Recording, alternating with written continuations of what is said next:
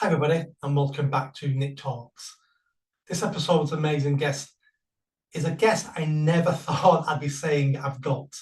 Not because we've heard of him, but because of the case we're going to discuss now. So Vinu Varghese is a New York lawyer, obviously based in New York, who's representing a friend of mine, a friend I met online and became very good friends with because he spoke nothing but sense. First of all, Vinu, welcome to the show. Thank you for having me. I appreciate any opportunity I get to talk about your friend and my client, and also he's become in many ways a close friend as well. Excellent. First of all, let me start by putting into context how I know Dexter Taylor. So I know Dexter by a different name. I know Dexter by the name Carbon Mike, not because he was a criminal, but because that was his handle, that was his pseudonym online, and many people have pseudonyms online. And he reached out to me in the summer of 2020. You probably won't know this, but in 2020, Black Lives Matter hit America with the death of George Floyd. We had riots in the UK, and I wrote an article about the organisation Black Lives Matter, and I was running a charity at the time in the UK. And I was accused of being a racist, being a Nazi, a fascist. And I was sacked from the charity I founded. And I founded that charity with my redundancy. And the board of trustees at the charity sacked me for being a racist and Nazi. I fought back for 5 weeks. I made the board resign in disgrace. And I got my job back and got the charity back. And at that time, Dexter reached out to me. And I'd made a promise to myself when I came back to charity that if anybody wants to talk to me about what went on, I'm going to talk to them. No matter what side of the political fence they're on, I'm going to talk to everybody about what I did. And all I did really was write an article about their website. So Dexter reached out and I thought, oh, here we go. He's black. He's an American. He's bound to be supporting Black Lives Matter. This is going to be a little bit of a hostile interview. But I said to him, yes, I'll come on your podcast over Zoom. Let's have a chat. And I've never been further from the truth of me guessing what I thought Dexter would be. Dexter turned out to be not only a very sensible man, but a philosopher, a deep thinker, someone who could see behind the lies of Black Lives Matter. And let's be honest, Black lives do matter. All lives matter. So let's forget about the catchphrase. Let's talk about what was behind it. He saw all that and had said to me, I've been fighting this for years before you've even heard of this, Nick. And we did several podcasts together. I think I did 3 on his podcast. He came on my podcast twice. He was a very thoughtful, intelligent. He understood social issues. And my main takeaway from him was he understood the need of having fathers in the home. And just like me, he'd realised over decades that was the biggest problem we're facing in the West is a lack of fathers in the home. And through those conversations, I'm proud to say we became friends. Fantastic. So then a couple of months ago, one of our joint friends said to me, have you heard what's happened to Dexter? He's been to court.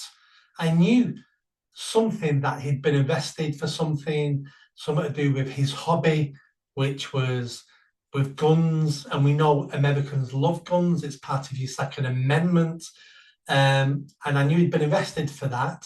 But then I found out a few months ago, he's now been to court. And correct me if I'm wrong, he's been convicted and found guilty. And he's been given 10 years in jail. Yes, correct on all accounts. Absolutely shocking. So I want to get into the detail a little bit. So let me tell you what I think I know. Then you can correct me in case I've misunderstood any of this.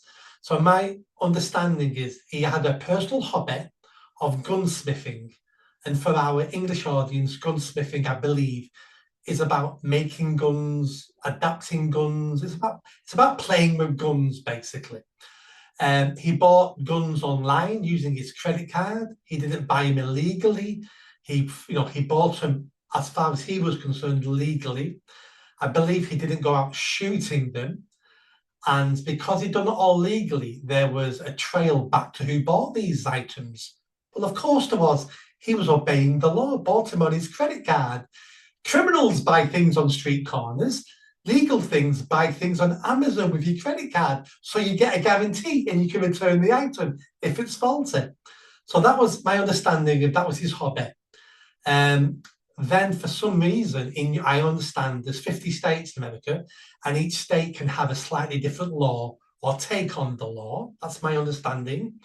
And he was in contravention to New York law, and the FBI or someone raided his house, confiscated his guns, and then he ended up in court and was found guilty. How much of that is correct and how much don't I understand? You have most of it. I think there are a couple little details that a little bit off, but you've pretty much got the whole thing. I wouldn't call gunsmithing playing with guns. It is and again, this isn't my area. I'm not an engineer. I'm a lawyer, or you call it a barrister or solicitor. I'm trying to remember which one. I'm both. A solicitor, yeah, you are both.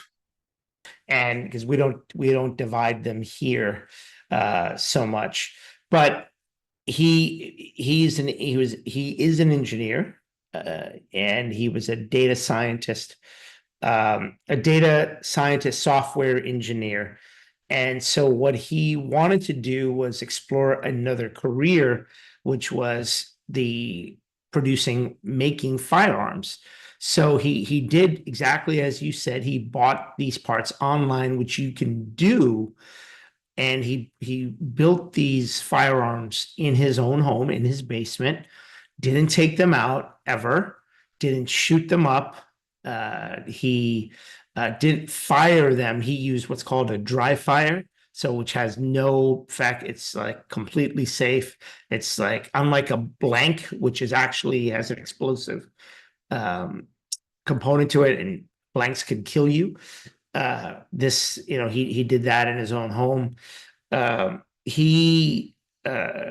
what happened was he attracted the attention of the Bureau of Alcohol, Tobacco, and Firearms, the ATF. And so what the ATF does is, because they're aware that states have different regulations, like if Dexter lived in Texas or Florida, he wouldn't have any problem. But because he lived in New York, a state like New York, California, Massachusetts has strict laws against possessing firearms. He attracted the attention of the ATF, and ATF shared that information with the New York City Police Department, which has its own what's called a ghost gun unit. And that's what they call ghost guns. It's this ominous name, this nefarious name, but all it means is that the gun doesn't have a serial number. And so if you're creating a gun at home, it's not going to have a serial number. But ghost guns account for less than 10% of criminal activity in America. The politicians like to say, "Oh, the scourge of ghost guns," but that's not what's involved in shootings here in America. The overwhelming number of shootings are done with guns that do have serial numbers, that are bought legally in other states and then bought illegally into New York, right? So they shared the information with the New York City Police Department, and ended up they executed a search warrant, which is like what you see on TV with cops, and they break down the door, and they went in with their guns, all of them, and trying to get, Dexter. Dexter came out. He's like, "Why are you here?" I mean, the video is astonishing, because in Dexter's mind, there's no, he thought they had the wrong house, which happens. You hear terrible stories of people getting shot because they went to the wrong apartment, not the apartment that they were supposed to go to. So they were like, "We know who you are. Get down." And then he realized it was for him. And, in Dexter's mind, he was just following the laws, the supreme law of the land. The Constitution of the United States is supposed to be the supreme law of the land. The problem is that states like New York, California, do not respect the Constitution, at least when it comes to the Second Amendment. So, a little history lesson: the Supreme Court about 20 something years ago decided, or affirmed, that the Second Amendment meant that an individual has a right to bear arms. There was dispute over that for years and years. They affirmatively said that, but said that states can regulate possession. Then 2 years ago, the United States Supreme Court found New York State's licensing regime to violate the Second Amendment, because they said that you could only get a firearm if you can show just cause. So what the Supreme Court said is that, that New York State must come up with a new licensing regime that comports with the Second Amendment, that's in line with the Second Amendment, respecting the individual's right to bear arms. Still saying that states can regulate the possession of firearms in public places, but you can't take off. You can't say one of the famous lines from this decision, which is called the Bruin decision from 2 years ago, is that you can't declare the entire island of Manhattan a safe zone. So my office is here in Manhattan, actually on Wall Street. I'm here at 2 Wall Street. I'm at the corner of Wall Street and Broadway. There's a Trinity Church is right outside my door. You can see it where Alexander Hamilton is buried. I can see his gravesite from my window, and the New York Stock Exchange is a spit's throw away on one side. So actually, that's the stock exchange behind me. Trinity Church is that way. I just realized where I was pointing in the wrong direction. And down the street this way is Federal Hall, where George Washington took his oath as the first president of the United States when we broke away from your side of the pond. Can I just correct you? You didn't break away. You committed treason. One man's treason is another man's freedom, So, so Dexter had to deal with this case. We filed motions, which are written, in a sense, protest to the courts, to say that this New York's licensing regime violated the Second Amendment, that he was doing. He's not. So interestingly enough, after the Bruin decision came out, Bruen, from the Supreme Court in 22, all these people, because New York is very strict against possession of firearms. So you had all these people who were caught on the street with firearms file a protest, under the grounds of Bruin, and they were all rejected on procedural grounds, not on substantive grounds, not to the actual thing. They said that they didn't have a right to file this petition. So in technicalities, they knocked all this out. We were the only people who actually properly established the basis for our constitutional challenge.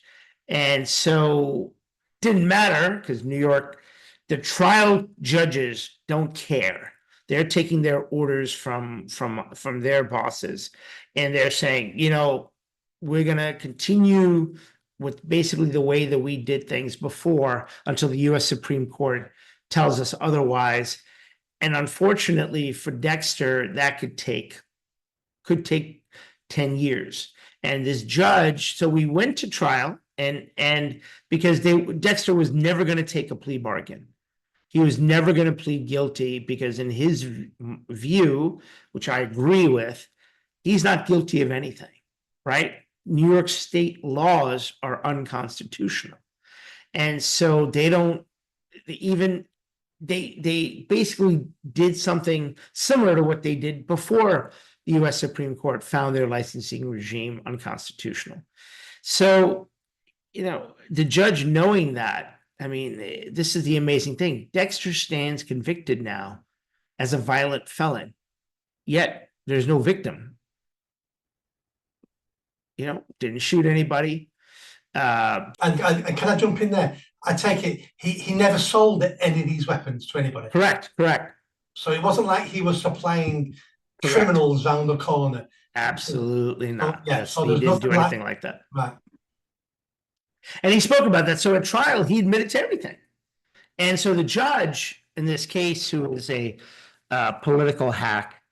Because here in in New York, judges are either appointed, elected, but it's a super political process. And New York City is a one-party system. The Democrats control all the party, and this isn't criticizing the Democrats or whatever, but the problem is when you don't have a second party, you have nobody to balance each other, right? I mean, you guys have labor and all balancing each other, keeping each other in check, right? And you guys have to form a coalition government. None of that exists here in New York City and in New York State to a lesser extent. Yeah. And for people watching this from England and the UK, what you need to understand about America is judges are not only appointed, in some places, they're actually voted in Correct. position. Correct. Where in the UK, all our judges, are supposed to be impartial and are given the job because they are impartial. I'm not saying they always are impartial, they're not, but that's a huge difference between your system and our system. Yes. So, the judge wanted to send him a message. She was also angry that he had the audacity to challenge the constitutionality of this case. And so, unfortunately for Dexter, the way it works is we believe we'd have a good shot of winning. We believe we have a good shot of winning in federal court, but you can't get to federal court until you go through all the state courts. So in his case, we're going to lose it. We lost at the trial level, which we absolutely knew we would. We're going to lose at the intermediate appellate court, and we're going to lose at New York's high court, which is in Albany, New York, in the capital. And then we have to come back down to the federal trial court. And I think we have a shot to win there, a good shot. And if we don't, or if we do, the state might appeal it to the intermediate federal appellate court, and this case may get to the United States Supreme Court. And what is the timeline on all that? Is this a year or two, or is this a decade? Sadly, it's going to take at least 5 years before we get to. I mean, put things in perspective. I hate to use this as an example because I don't want Dexter mentioned in the same sentence as Harvey Weinstein. You know who Harvey Weinstein is? So Harvey Weinstein was convicted in New York State in state court in 2019. In 2024, his conviction was reversed by New York's high court that sits in Albany for all sorts of prosecutorial misconduct. So Harvey didn't have to go to federal court. He won, but it took 5 years for him to get from step 1 to step 2 to step 3. There's only 3 steps in state court. And he had all the money in the world as well. Correct. So, and it still took him 5 years. And that's exactly why the judge punished him. The minimum for what Dexter was convicted of was 3.5 years. She could have given him 3.5 years. Instead, she chose to give him 10, which is almost 3 times the mandatory minimum for someone who didn't hurt anyone. Is that because he pleaded innocent, not guilty? Yeah, he chose correct. She was punishing him for having the audacity to challenge this. And he didn't it's not like he got on the stand and said, it wasn't me. He said, it was me. I built these things. He says, but I believe that I had the right to do so under the United States Constitution. In fact, the judge tried to prohibit us from arguing U.S. Constitution. She did. She actually ordered us not to. I couldn't make arguments. Dexter couldn't say anything, but it came out, right? But it didn't matter. We were in a New York jury that doesn't agree with the Second Amendment. And also the jurors were threatened by the judge and basically tell there could be consequences for you if you don't, follow my instruction. I mean, as an Englishman looking at this, I thought your constitution was the gold standard, ultimate law of the country. And it seems in this case... It should be. It's supposed to be. And look, that obviously the United States Supreme Court said states have the right to regulate possession, particularly in a public place. This is well within what is considered permissible in New York State under the United States Constitution. But the New York State doesn't care, right? Because they have their left-wing knee-jerk reaction to this stuff that they see what's great about Dexter, and you mentioned his race earlier. He's a black man. And you thought that he would be supportive of Black Lives Matter, and he wasn't, right? And so this is the problem from a PR perspective for New York State and the city of New York and the office that prosecuted him. When people think of in America, there is a perception, certainly on the left, that anyone who wants to possess guns is white, racist, and stupid. Right? That's the thing. Oh, he's a gun nut. He's got to be white. He's racist and he's stupid. Right? The problem for the left wing and the problem for the politicians is that Dexter is black. He's not racist. And he's the opposite of stupid. He's one of the smartest people that I've ever met. I mean, he's an engineer, so he's like a nerd. But on top of that, he is a philosopher. So he's so erudite, and he's so he's just usually people that are engineers are not so able to speak in philosophical in such terms, and he can just make anything. And I would say also brave, and also he understands that his reputation means more than anything. Otherwise, he would have plea bargained. He would have accepted 18 months and done a year in jail. But he went along lines of, I did nothing wrong, so therefore I'm not going to plead guilty to anything because I did nothing wrong. Yeah, I mean, he wasn't going to get 18 months because the minimum was 3.5 years.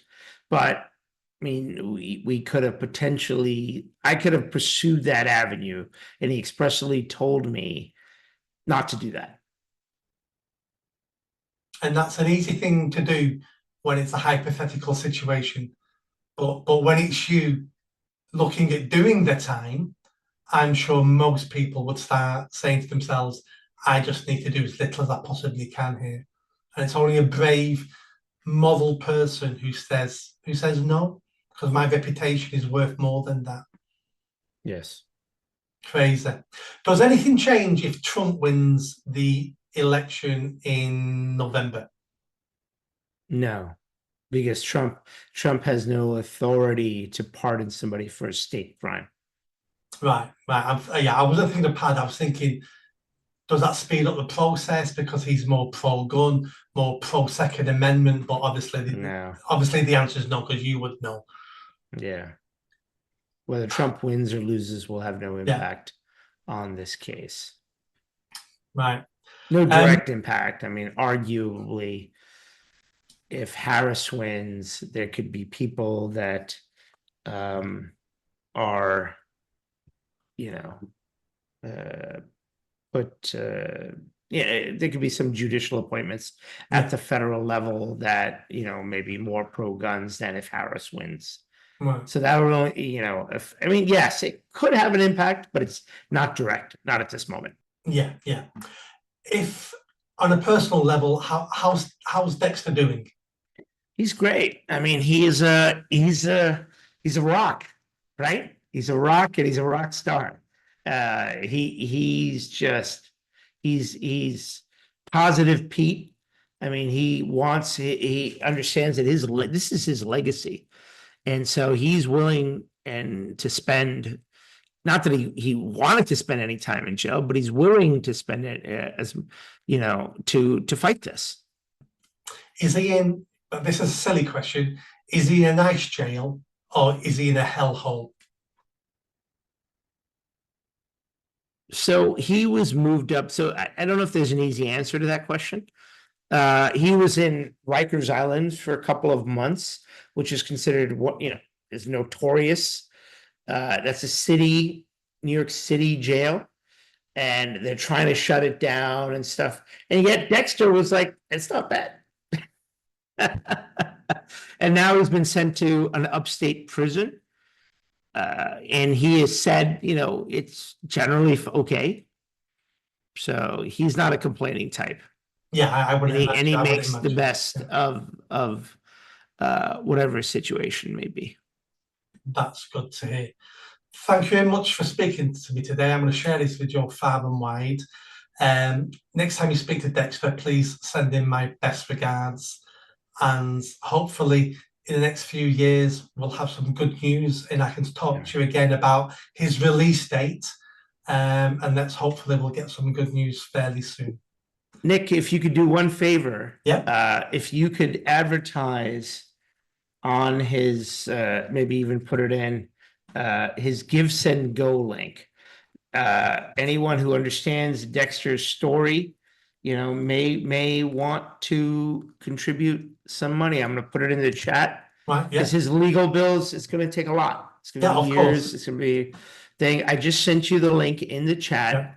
If you could make that when you present this, I would greatly appreciate it. There's a link right there. Yeah, so that link will be in the description of the video. So go to the description, click the link, and please donate. And I'll be doing that very shortly. Thank you again for coming on and talking to me today. Thank you, Nick, for doing this. Thank you. Did you enjoy that video? I think you did. Come on now, hit that bell, subscribe, comment. Let's build this channel. I need more followers. I need more subscribers. Be part of the journey. See you soon.